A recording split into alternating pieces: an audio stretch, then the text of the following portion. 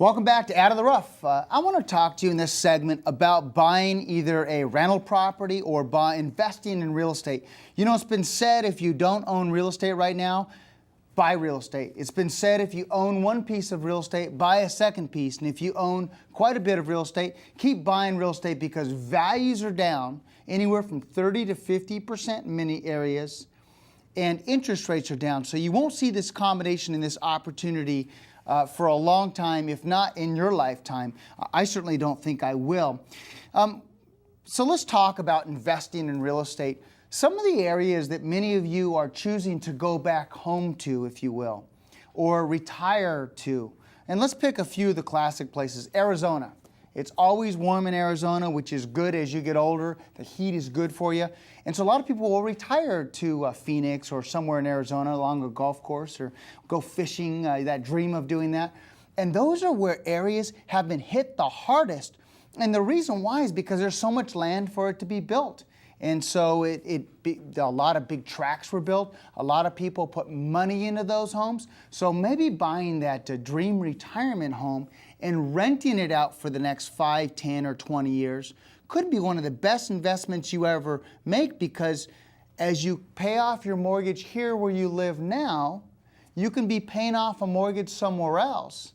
And actually, when you retire, you can keep a home here with the family or the kids or closer to business, and you can have that home where you've always wanted to retire. The second thing is, what about going back to your roots? What if you wanted to go back to Indiana, or you wanted to go and move back to, let's say, Sacramento is a lot of people come from different areas. They come from smaller areas, more rural areas, and they like to go back to those roots after their children grow up and move out of the house, or possibly when they retire. What a great opportunity to also go back there. Some additional tips on why it would make sense is, we all talk about inflation, and inflation is eventually going to come. Money is very cheap right now. We're running really big deficits in our country, and a lot of people think, okay, rates are low now, eventually they're going to go up, and we're going to see the price of goods and services eventually go up, and therefore we're going to see the cost of everything go up, including real estate. So it is a little bit of a hedge or protection against inflation. Buy low and, of course, sell high, or buy low and keep it for that special retirement. So what a great hedge for inflation. The other thing about buying a house is it's going to be more expensive to build a house. Concrete's more expensive. Wood is more expensive. Materials are more expensive. Because those products are more expensive, it's going to become more and more difficult. Market appreciation. Eventually, that house is going to go up in value. Albeit, maybe it doesn't go up in value or for 1 or 2 or 3 years. But when it does, it's not unusual to see values go up 3 to 5% a year, if not more, slowly eventually go up. So what a great time to realize that market appreciation now while values are lower. The tax benefit. Did you know you can depreciate a rental property off your current taxes? So your taxes are more expensive now. You're earning more income now. You can write that off on your tax returns. Of course, you got to claim the income, but you write off the mortgage payment and expenses, and you can make the house really nice. So when you retire, it's the way you want it. But as you invest that money into that piece of property, it's an expense, and those expenses can come off and help you with your taxes at the end of the year from your current employment. You have an extra write-off. Positive cash flow. Eventually, as you pay down that mortgage, that cash flow is going to go up. In fact, suppose you don't move into the house. Wouldn't it be a great idea to have cash flow of $1,500, $1,800, $1,900 every single month to subsidize your retirement, your 401k, maybe your pension with the city or the county? So cash flow is important. Now, the cash flow normally when you first buy the house is not as great as the cash flow at the end, because normally when you pay for the house originally, your rents are here and you slowly move them up, but your mortgage payment stays the same if you get a 30-year fixed.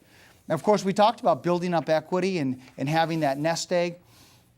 But one of the most important things before we end the show, and that is when you retire, if you have your mortgage completely paid off, so you're getting this cash flow of income, one strategy people have is, let's say they have a lot of money in their 401k. and they're taking, let's say, $10,000 a month in their money out of the 401k.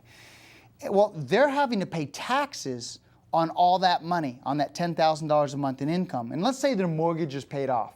They've done a good job paying off their mortgage. They've done a good job paying off their rental property. Did you know you can borrow money against your rental property? Let's say you borrowed a couple $100,000, and that money you take out, you actually don't pay taxes on those dollars. And so you don't have to take as much money in retirement because you could subsidize your retirement with those dollars that you borrow and put it in your savings account. It allows you an ability to reduce your taxable income on a monthly basis because you don't have to pull as much money out of your 401k because you're able to borrow a lump sum, put it in a savings account, and slowly take from that account. So there's a way to significantly reduce your taxes when you retire. You know, I address all these issues because I think it's really important that we understand the opportunity that lies in front of us, the opportunity to get out of the rough now while it's very challenging and get into success. So thank you very much for joining our show. I hope you enjoyed this edition of Out of the Rough. I'm Fred Arnold. To view this show online, go to scvtv.com or fredarnold.com.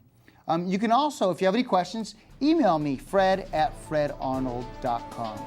Until our next conversation, make it a healthy and prosperous day, and I hope this show helped get you out of the rough.